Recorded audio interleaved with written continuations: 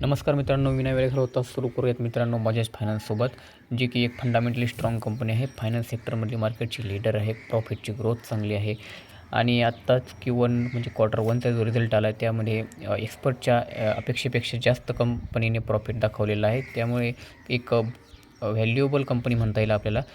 Medium P 51.8 दिसत आहे. म्हणजे व्हॅल्युएशनही कुठेतरी मीडियनच्या जागेवर आहे. म्हणजे आत्ता ही कंपनी आपल्याला खरेदी करण्यासाठी योग्य भावामध्ये मिळत आहे.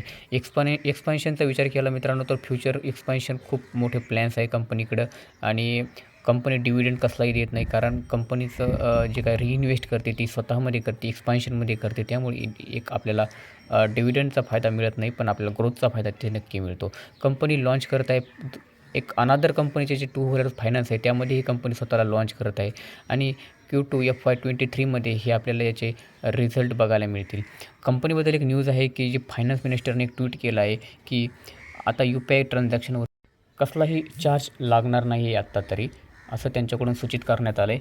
त्यामुळे कुठेतरी मार्केटमध्ये निगेटिव्ह सेंटिमेंट्स तयार झालेले असावे या कंपनीबद्दल. त्यामुळे कुठेतरी ही थोडीशी मंदीमध्ये दिसत आहे आपल्याला. या सगळ्या टेम्पररी गोष्टी असतात मित्रांनो. याचा लाँग टर्ममध्ये कसलाही फरक पडणार नाही कंपनीवरती. चला थोडं तर टेक्निकल बघत असताना मित्रांनो लक्षात येतं आहे की कंपनीमध्ये एक सुरुवातीला एक रेजिस्टन्स फॉर्म होत होता, जो की आता सपोर्टचं काम करतो आहे आणि कंपनीने तो ब्रेक केला. त्यानंतरचा एक लोअर बँडचा एक सपोर्ट तयार झालेला आहे, जो की आपण इथं बघू शकता स्क्रीनवरती. एक प्रकारची एक छोटी रेंज तयार झाली आहे कंपनीमध्ये. काल जी मंदी थांबलेली आहे ती एक्झॅक्ट खालच्या लोअर बँडचे जे अपट्रेंड लाईन आहे त्या ठिकाणी थांबलेली आहे बघा.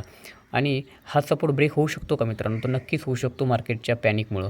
आपण बघू शकता की मार्केटमध्ये एक मोठी कॅन्डल दिसते आपल्याला, जी जवळपास 20% तेजी दिसत होती. पण ही एक वन साइडेड तेजी असते मित्रांनो. इथं फक्त बघत बसायचं असतं. इथं कसलीही खरेदी करता येत नाही आपल्याला. तर हे असे काही मोके असतात जे काही आपल्याला आधी भेटले होते, जे 6,000च्या आसपास होते. तिथं आपण खरेदी केली असती तर नक्कीच याचा आपल्याला लाभ भेटलेला असता. तर हो मित्रांनो, आता हा खाली जाऊ शकतो का? हा नक्कीच जाऊ शकतो. तर याचे नेक्स्ट सपोर्ट कुठे भेटतील आपल्याला? तर आपण बघूया याचे नेक्स्ट सपोर्ट कुठे भेटतील. तर 6,500 आणि 7,000 ही त्याचे 1-2 सपोर्ट आहेत. पण मित्रांनो, कधीही सपोर्टला खरीददारी सुरुवात करायची असते. आपल्याला मार्केटमध्ये हा स्टॉक कधी अपमूव्ह सुरू करेल किंवा कधी घुमजाव सुरू करेल याची आपल्याला काहीच आयडिया नसते. आपण अजूनही 6,000चं वेट करत बसाल तर फक्त बघतच राहाल, जे की आपण आधी पण केलेलं असणार आहे. तर वन साइडेड तेजीमध्ये कधीही इन्व्हेस्ट करायची नाही आणि दर सपोर्टला आल्यानंतर आपल्याला खरेदी करायची असते. RSI चेक करत राहायचं. तर त्यानुसार आपल्याला ठरवायचं असतं. तर सेकंड कंपनी पाहतो आपण DMart. राधाकृष्ण दम्मानी यांच्या मॅनेजमेंटखाली ही कंपनी प्रॉफिटेबल कंपनी म्हणू शकता, फंडामेंटली स्ट्रॉंग कंपनी म्हणू शकता, ज्याचं माझं त्याच्याबद्दल स्ट्रॉंग कन्व्हिक्शन आहे. अशी कंपनी व्हॅल्युएबल कंपनी आहे. यामध्ये सुद्धा एक 4,500च्या आसपास कुठेतरी एक रेजिस्टन्स मिळालेला आहे कंपनीला आणि कंपनी तिथनं परत एकदा घुमजाव केलेला आहे. तर त्याखाली ₹250 फक्त खाली ₹4250 त्याला एक सपोर्ट भेटलेला आहे आणि त्यानंतर सुद्धा एक ₹250 कमी म्हणजेच बरोबर ₹4,000 खालचा सपोर्ट मिळत आहे. म्हणजेच कुठेतरी ₹250च्या गॅपनेही सपोर्ट आपल्याला भेटत आहे. आपण बघू शकता की यापूर्वी मित्रांनो DMartने 3,200चे लेवल टच करण्याचा प्रयत्न केला होता आणि आताही करेल का? तर मला नाही वाटत करेल म्हणून, पण मार्केट आहे, काही होऊ शकतं. तर मार्केटमध्ये DMartची व्हॅल्युएशनचा विचार केला तर सोन्याच्या भावात मिळत असं म्हणतात. त्याचप्रमाणे याची एक्सपेन्सिव्हनेस ही हमेशा व्हॅल्युएबल असते. त्यामुळे आता प्रीमियम व्हॅल्युएशनमध्ये हा कायम डिझर्व करतो. तर याचा पी कुठेतरी मीडियनमध्ये सुद्धा 144.8 आहे. तर हा मीडियन पी सध्या सर्व्हाइव्ह करतो, ही जी कुठेतरी अपॉर्च्युनिटी आहे. टायटनचा विचार केला मित्रांनो तर टायटन ही फंडामेंटली स्ट्रॉंग आणि प्रॉफिटची ग्रोथ असलेली कंपनी आहे. जी साडीमध्ये ब्रँड आहे, चष्मा, घड्याळ आणि ज्वेलरीमध्ये आपण बघतो.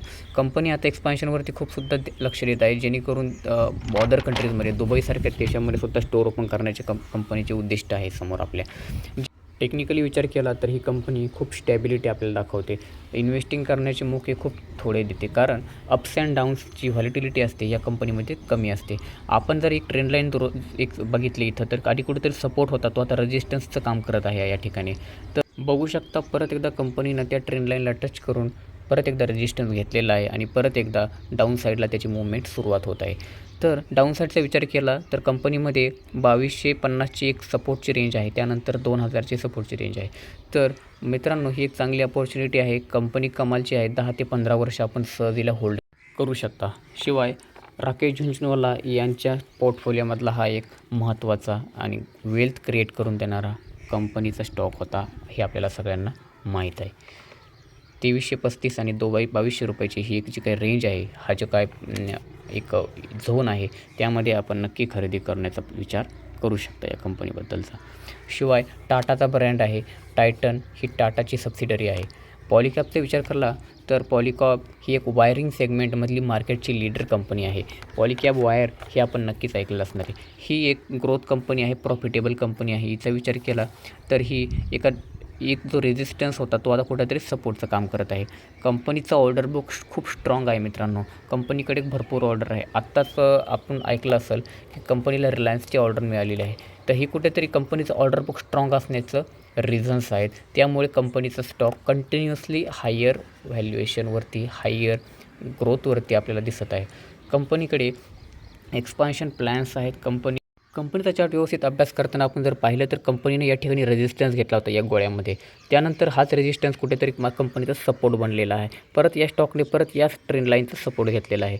तर आपण पाहू शकता आत्ता या कंपनीकडे व्यवस्थित पाहिलं तर हा 2250च्या आसपास कुठेतरी हा ट्रेंड लाईन आपल्याला दिसून येते. तर हा स्टॉक परत एकदा 2250ची लेव्हल एकदा टच करू शकतो. तर हा खरेदी करण्याचा एक उत्तम पर्याय आहे मला असं वाटतं. पॉलीकॅबचा ब्रँड ही आपल्याला सगळ्यांना वेल नोन आहे. नेक्स्ट कंपनी आहे मित्रांनो अदानी विल्मर. अदानी समूहातील एक नवीन लिस्टेड असलेली कंपनी.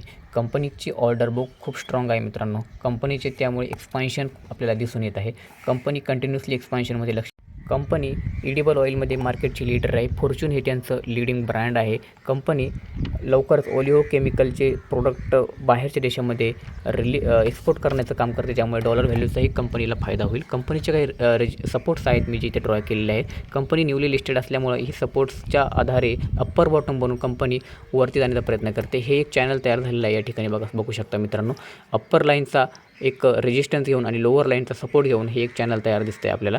कंपनीचा भाव 700च्या किंवा 700पेक्षा खाली गेल्यानंतर आपल्याला एक बाईंग ऑपॉर्च्युनिटी इथे इनिशिएट होऊ शकते मित्रांनो. कंपनीचे अदानी समूहातील कंपन्या ह्या बऱ्यापैकी ऑर्डर बुक स्ट्राँग असल्या, फंडामेंटली स्ट्राँग असण्या या कारणामुळे आपल्याला ग्रोथ ओरिएंटेड आपल्याला इथं दिसून येत आहे. कंपनीमध्ये आपली इन्व्हेस्टमेंट ही लिमिटेड असली पाहिजे. 5%पेक्षा जास्त इन्व्हेस्टमेंट या न्यूली लिस्टेड कंपन्यांमध्ये कधीच ठेवायची नाही मित्रांनो. 5% आपल्या पूर्ण पोर्टफोलिओच्या क्षमतेनुसार आपल्याला इथं ठेवायचे आहे ओनली.